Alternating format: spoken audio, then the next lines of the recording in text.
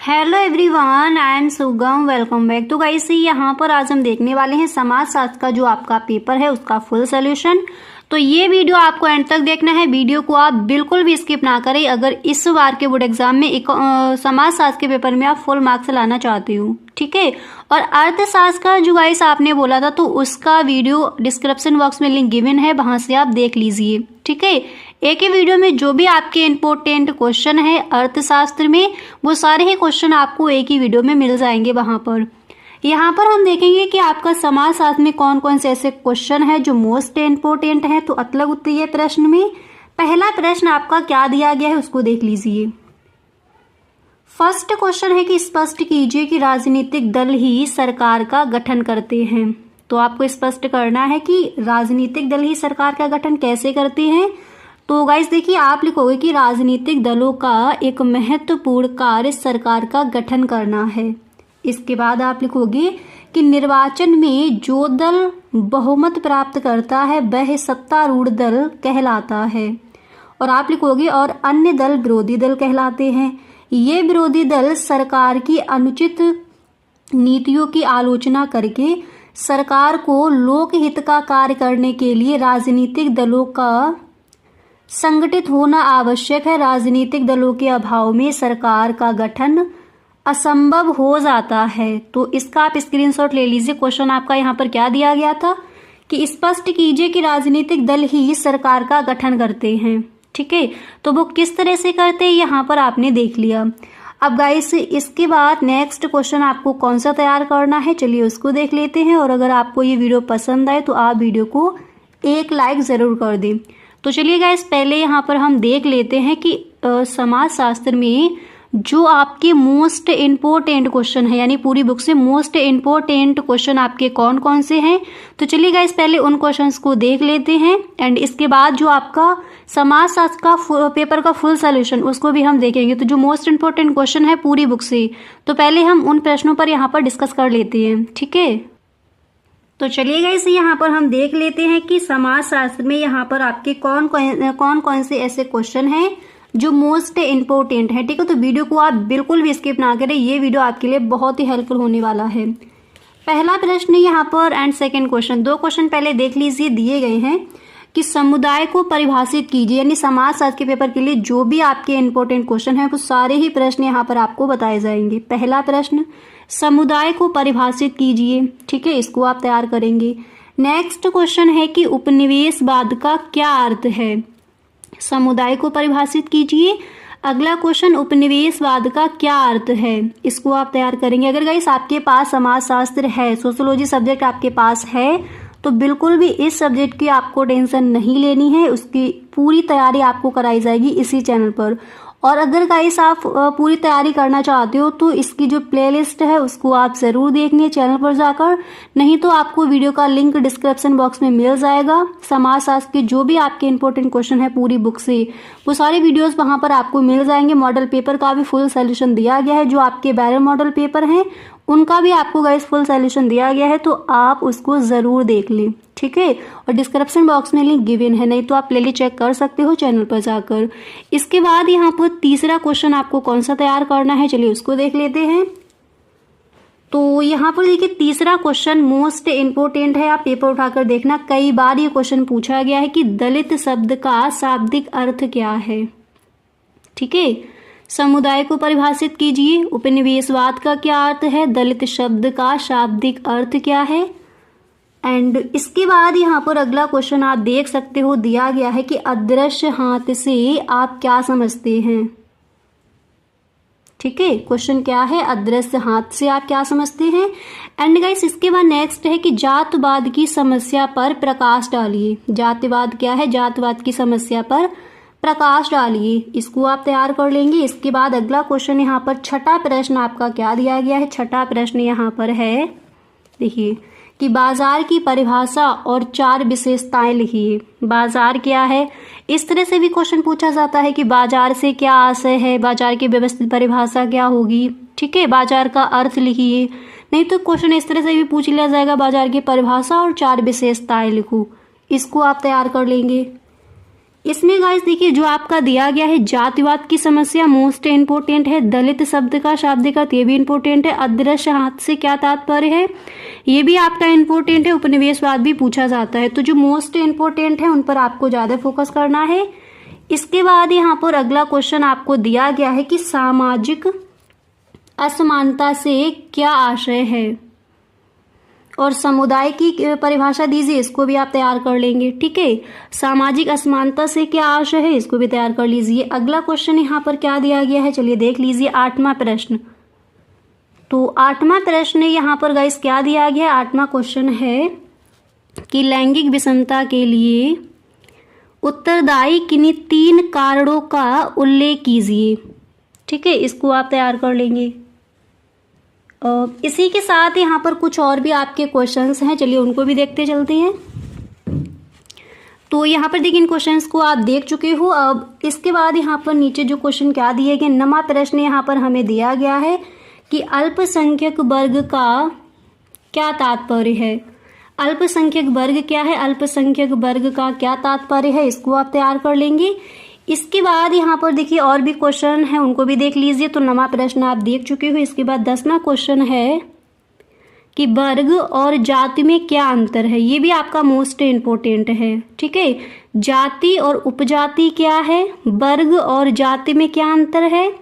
इसी तरह से दलित से आप क्या समझते हैं और उपनिवेशवाद, ये सारे ही क्वेश्चन। अदृश्य हाथ क्या है, ये मोस्ट इम्पोर्टेंट है, क्वेश्चन कई बार रिपीट हुए हैं, तो इनको आपको एकदम सही ढंग से तैयार कर लेना है। अब यहाँ पर आप देख सकते हो गाइस, नेक्स्ट क्वेश्चन आपका 11वां क्वेश्चन दिया गया है कि राष्ट्रवाद से आप क्या समझते हैं, इसको तैयार कर लेंगे। और 12वां क्वेश्चन यहाँ पर क्या दिया गया है, इसको देख लीजिए। 12वां क्वेश्चन है कि जातिवाद क्या है, इसकी व्यवस्थित परिभाषा दीजिए। ठीक है, तो ये क्वेश्चन कई बार पूछा गया है, जाति प्रजाति क्या है, तो इनको आप सही ढंग से तैयार कर लेंगे। इसके बाद यहाँ पर आपका जो क्वेश्चन नंबर 13 क्या दिया गया है, आप देख सकते हो कि स्पष्ट कीजिए। इस क्वेश्चन का आंसर अभी आपने देखा। स्पष्ट कीजिए कि राजनीतिक दल ही सरकार का गठन करते हैं। ठीक है, इंपॉर्टेंट है, इसको तैयार कर लीजिए। इसके बाद यहाँ पर आपका नेक्स्ट क्वेश्चन क्या दिया गया है, देखिए क्वेश्चन नंबर 14। ठीक है, तो क्वेश्चन नंबर 14 यहाँ पर आपका दिया गया है कि दबाव समूह या हित समूह से आप क्या समझते हैं, तो इसको तैयार करेंगे। दबाव समूह क्या है, हित समूह क्या है, इससे आप क्या समझते हैं। और यहाँ पर अगला 15वां क्वेश्चन है कि जाति तथा जनजाति क्या है, स्पष्ट कीजिए।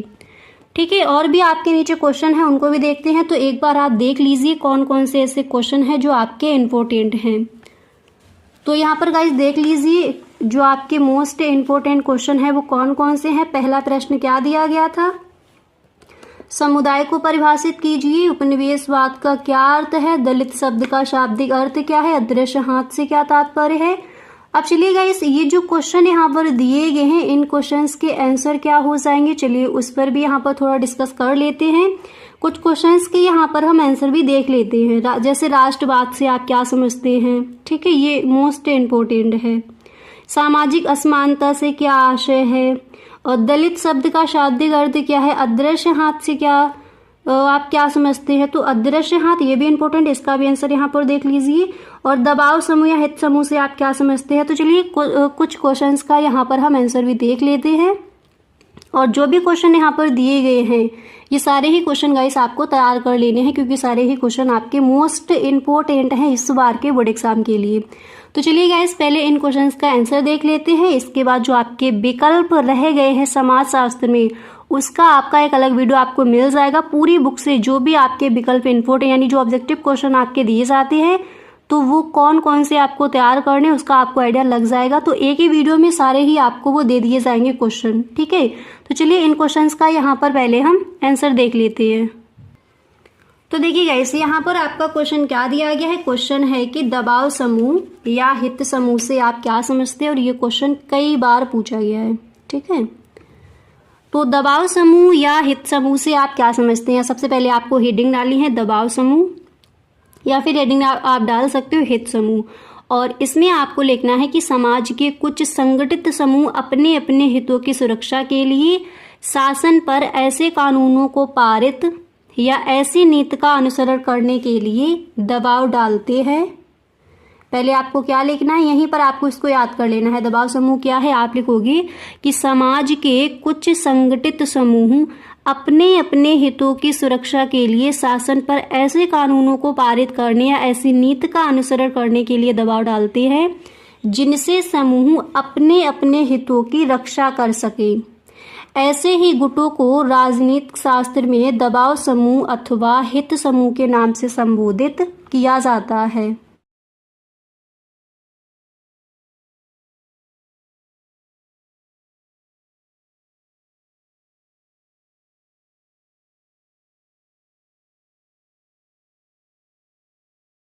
स्किप ना करें। तो पहला प्रश्न है कि राष्ट्रीय योजना समिति के अध्यक्ष कौन थे। तो यहाँ पर पहले ऑप्शन देखिए, फर्स्ट है जवाहरलाल नेहरू, नेक्स्ट विद्यासागर, नेक्स्ट है नारायण गुरु और इसके बाद 4 नंबर पर है ज्योतिबा फुले। तो राष्ट्रीय योजना समिति के अध्यक्ष कौन थे, यहाँ पर जो राइट ऑप्शन है वो हो जाएंगे जवाहरलाल नेहरू। ठीक है, इसी तरह से गाइस यहाँ पर आपका जो नेक्स्ट क्वेश्चन है दिया गया है कि नाइके कंपनी के दशक में स्थापना बहुत तेजी से विकसित हुई। क्वेश्चन क्या दिया गया है कि नाइके कंपनी के दशक स्थापना बहुत तेजी से विकसित हुई, 1990 या फिर 1980 में, एंड इसके बाद 3rd नंबर पर ऑप्शन है कि 1956, इसके बाद 4 नंबर पर है 1923। तो यहाँ पर जो आपका राइट ऑप्शन है वो हो जाएगा 1990 में नाइके कंपनी के दशक में स्थापना बहुत तेजी से विकसित हुई। अगला क्वेश्चन है कि 1957 में आकाशवाणी के अत्यंत लोकप्रिय चैनल को शामिल किया, विविध भारती, नेक्स्ट है कि डीडी भारती, नेक्स्ट है कि रेडियो सीलोन और इसी तरह से हमें यहाँ पर 4 नंबर पर ऑप्शन क्या दिया गया है, 4 नंबर पर ऑप्शन है कि दूरदर्शन। आपको बताना है कि राइट ऑप्शन कौन सा होगा, दूरदर्शन रॉन्ग ऑप्शन है, रेडियो सीलोन भी आपका रॉन्ग है, डीडी भारती भी रॉन्ग है। तो यहाँ पर राइट ऑप्शन आप देख सकते हो, राइट ऑप्शन हो जाएगा विविध भारती। ठीक है, इसी तरह से गाइस अगला प्रश्न है कि भारत एक अग्रणी समाजशास्त्री है। तो इसमें आपको बताना है यहाँ पर राइट ऑप्शन कौन सा होगा, किसने कहा है। तो यहाँ पर नरसिंहाचार्य श्रीनिवासन ने या फिर नारायण गुरु ने या फिर अयन कल्ली या फिर इनमें से कोई नहीं। तो यहाँ पर आपका राइट ऑप्शन होगा कि भारत एक अग्रणी समाजशास्त्री है, किसने कहा है, 1st नंबर पर राइट है।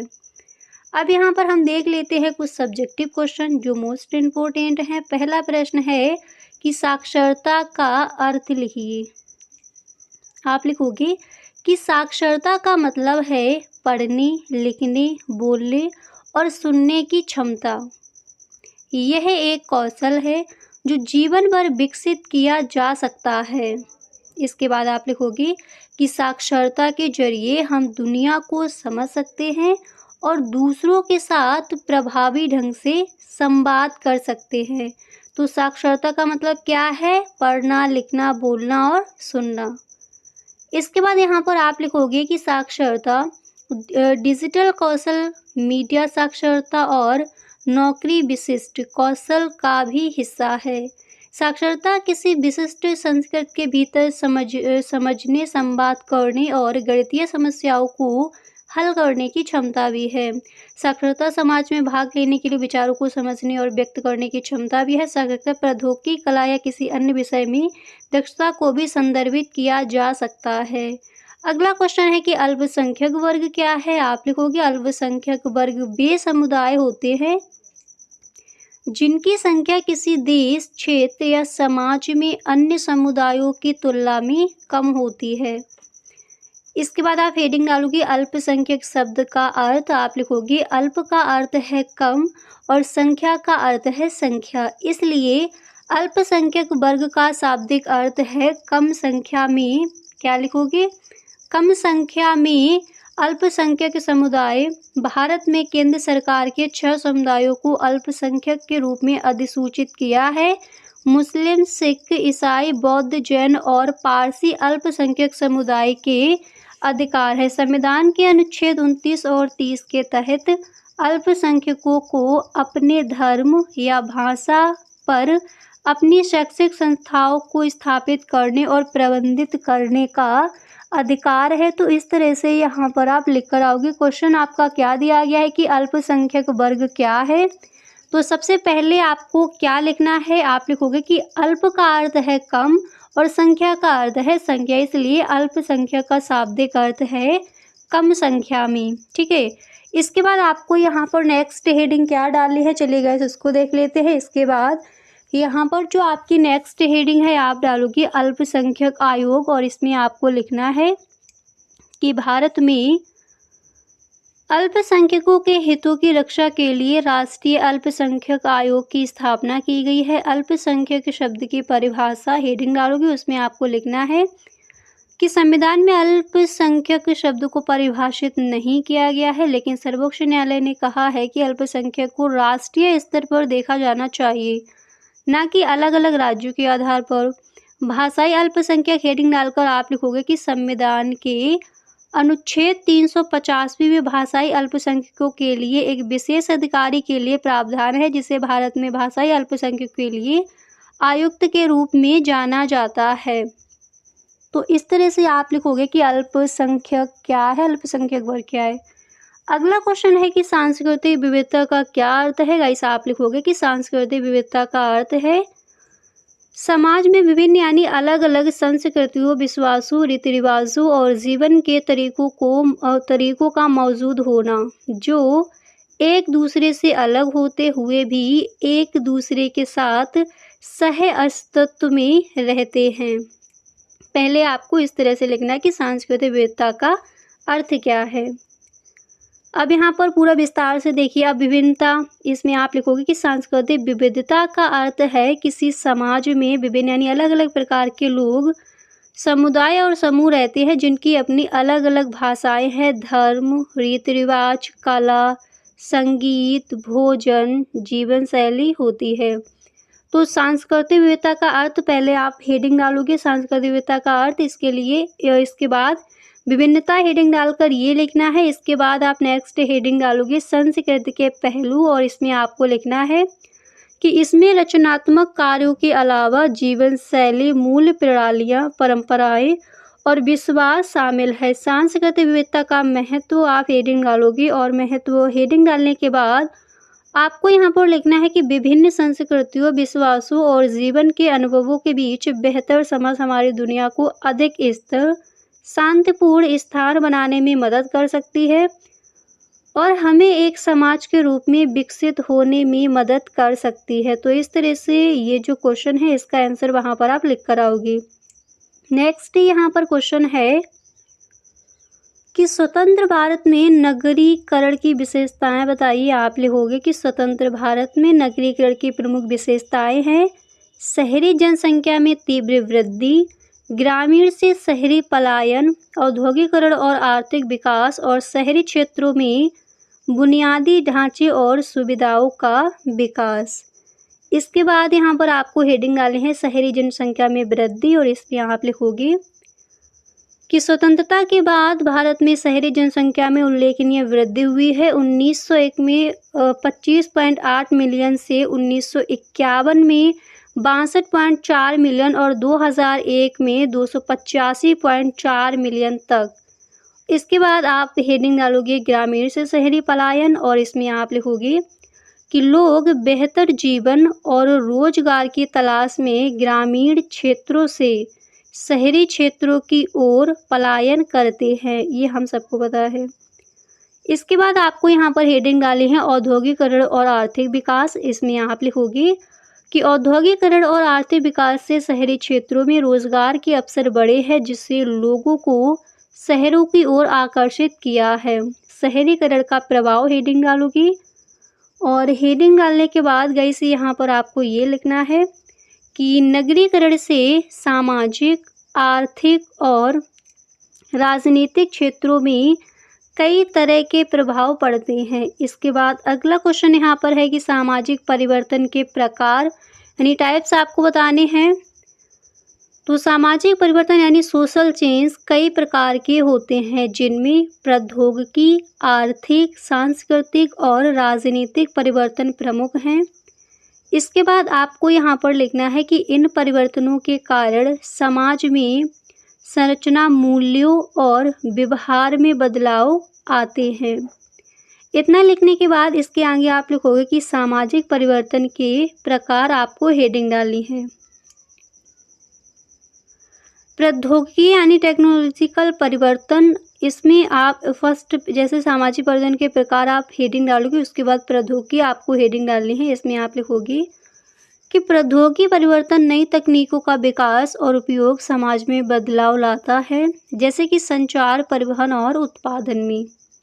आर्थिक यानी इकोनॉमिक परिवर्तन, हेडिंग डालने के बाद आप लिखोगे कि आर्थिक नीतियों, उत्पादन के तरीकों और आय के वितरण में बदलाव से समाज पर प्रभाव पड़ता है। नेक्स्ट हेडिंग सांस्कृतिक, इसमें आप लिखोगे परिवर्तन मूल्यों, विश्वासों, रीति रिवाजों और कला के रूप में सांस्कृतिक तत्वों में बदलाव समाज को प्रभावित करता है। नेक्स्ट हेडिंग डाली है राजनीतिक यानी पॉलिटिकल परिवर्तन।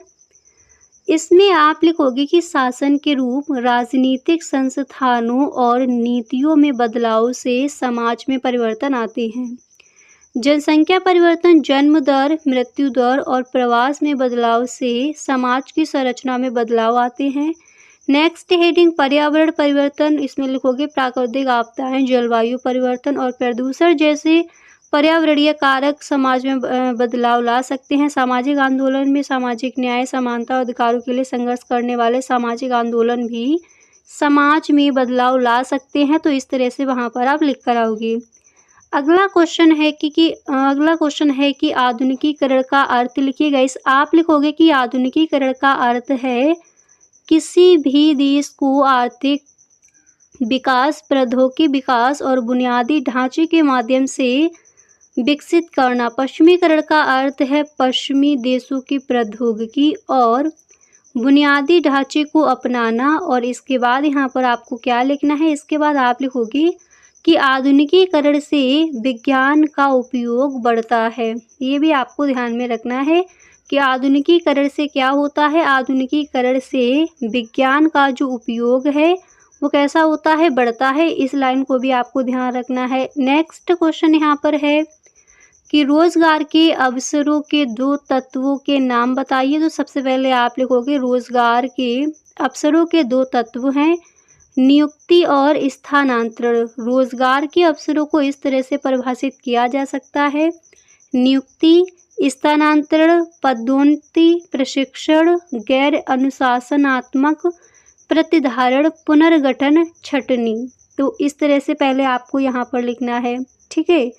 इतना लिखने के बाद इसके आगे फिर आप लिखोगे कि रोजगार के अवसर बढ़ाने के लिए सरकार कई रणनीतियां बना रही है। इनमें शामिल है नए उपक्रमों का निर्माण, पहले से स्थापित उपक्रमों का विस्तार, निवेश को प्रोत्साहित करना, अंतर्राष्ट्रीय व्यापार को बढ़ावा देना, व्यापार और श्रम बाजार के लिए अनुकूल माहौल तैयार करना।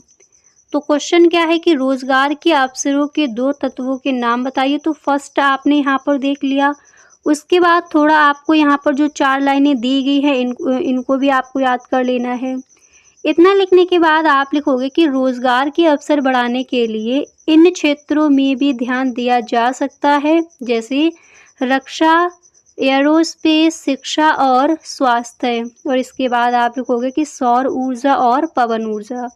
इसके नीचे आपको लिखना है कि रोजगार के अवसरों के लिए जिला रोजगार कार्यालय में पंजीकरण कराना होता है। इसके बाद जिला रोजगार कार्यालय की ओर से दी जाने वाली सभी सुविधाओं का लाभ लिया जा सकता है। अगला क्वेश्चन है कि रेडियो की विशेषताएं लिखिए। तो इसमें आप लिखोगे कि रेडियो एक ऐसा जन संचार माध्यम है जो हवा के माध्यम से ऑडियो सिग्नल प्रसारित करता है। ये आपको ही पता है। जिसकी मुख्य विशेषताएं हैं, यह सस्ता, सुलभ, लचीला और व्यापक रूप से उपलब्ध है। एंड इसके बाद यहाँ पर आप लिखोगे साथ ही यह मनोरंजन, सूचना और शिक्षा के लिए उपयोगी है। तो पूछा क्या गया है क्वेश्चन में यहाँ पर आस्क किया गया है कि रेडियो की विशेषताएं बताइए। तो इसके बारे में थोड़ा यहाँ पर आपने देख लिया।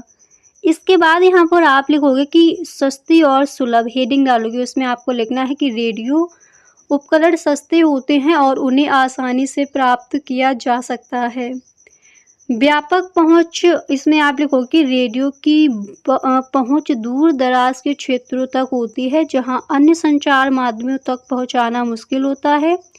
लचीलापन, हेडिंग डालकर आप लिखोगे रेडियो को किसी भी समय और किसी भी स्थान पर सुना जा सकता है और यह श्रोताओं को किसी भी कार्य में बाधा नहीं डालता। तत्कालिकता, रेडियो समाचार और सूचनाओं को तुरंत प्रसारित कर सकता है। और इतना लिखने के बाद यहाँ पर गाइस आपको नीचे क्या लिखना है, इतना लिखने के बाद नीचे की लाइन आप लिखोगे जिससे श्रोता नवीनतम घटनाओं से अवगत रह सकते हैं। तो रेडियो की विशेषताएं इस तरह से लिखोगी। नेक्स्ट हेडिंग आपको डाली है व्यक्तिगत संवाद और इसमें लिखोगे कि रेडियो श्रोता से एक एक करके संवाद करता है जिससे श्रोता को ऐसा लगता है जैसे कोई उनसे व्यक्तिगत रूप से बात कर रहा हो। मनोरंजन, सूचना और शिक्षा, रेडियो मनोरंजन, समाचार, शिक्षा और अन्य प्रकार की जानकारी प्रदान करता है। इसके बाद यहाँ पर आपको हेडिंग डालनी है साझा अनुभव। साझा अनुभव हेडिंग डालने के बाद आप लिखोगे कि रेडियो श्रोताओं को एक साझा अनुभव प्रदान करता है जिससे वे एक साथ किसी कार्यक्रम या घटना का अनुभव कर सकते हैं। इसके बाद आप लिखोगे भाषा की विविधता, रेडियो पर कार्यक्रम तथा समाचार किसी भी भाषा में प्राप्त किए जा सकते हैं। इसके बाद यहाँ पर आपको वर्ग आधारित आंदोलन के नाम लिखिए। क्वेश्चन ये है, तो वर्ग आधारित आंदोलन के नाम क्या क्या हैं? आप लिखोगे कि वर्ग आधारित आंदोलनों में किसान आंदोलन, श्रमिक आंदोलन, दलित आंदोलन, महिला आंदोलन और इसके आगे आपको क्या लिखना है कि जनजातीय आंदोलन प्रमुख हैं जो विभिन्न यानी अलग अलग वर्गों के अधिकारों और न्याय के लिए संघर्ष करते हैं। तो वर्ग आधारित आंदोलनों के नाम। हेडिंग डालोगी कृषक आंदोलन, इसमें आपको लिखना है कि यह आंदोलन किसानों के हित की रक्षा के लिए किया जाता है जैसे भूमि सुधार, उचित मूल्य और ऋण माफी।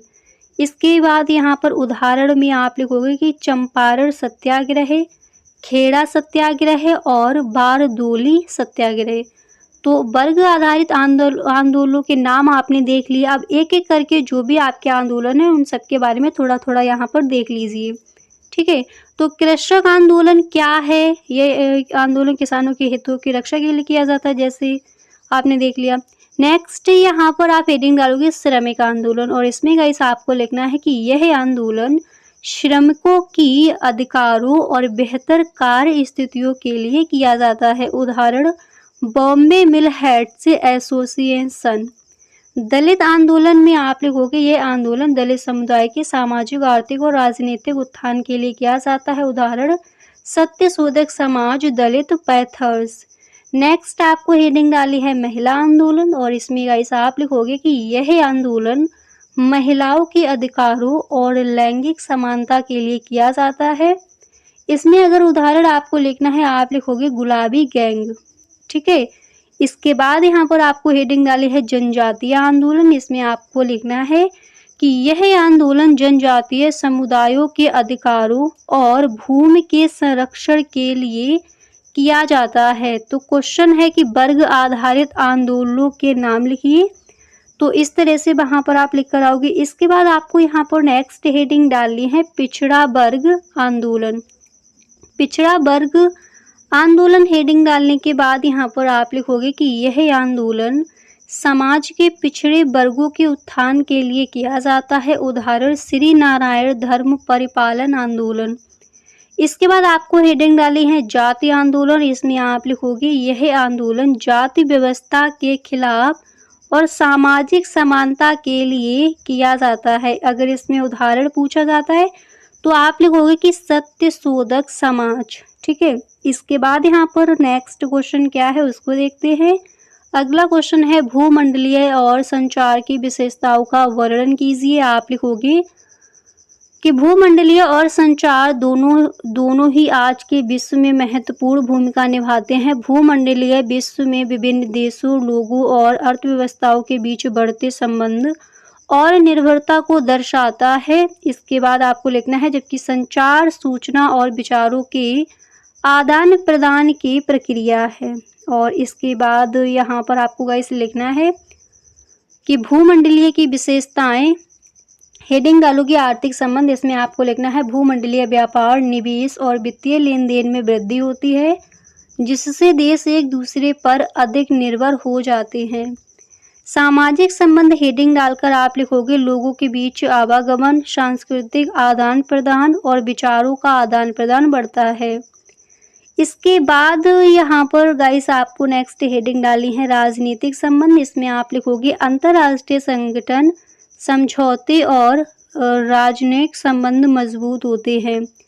पूछा गया है कि भूमंडलीय और संचार की विशेषताओं का वर्णन कीजिए। तो भूमंडलीय की विशेषताएं आर्थिक संबंध, सामाजिक संबंध और राजनीतिक संबंध आपने देखा हेडिंग डालकर। नेक्स्ट हेडिंग डालोगे तकनीकी संबंध, और तकनीकी संबंध हेडिंग डालकर आप यहाँ पर लिखोगे संचार और परिवहन प्रौद्योगिकी में विकास से दुनिया और छोटी हो जाती है। पर्यावरण संबंध हेडिंग डालोगे। इसमें आपको लिखना है कि भूमंडलीय से पर्यावरण पर भी प्रभाव पड़ता है, जैसे कि प्रदूषण और जलवायु परिवर्तन। संचार विशेषताएं, संदेश का आदान प्रदान, संचार में सूचना, विचार या भावनाओं, नीचे जो भी आपको दिया गया है आपको वहां पर लिखना है। नेक्स्ट आप लिखोगे तरफा प्रक्रिया।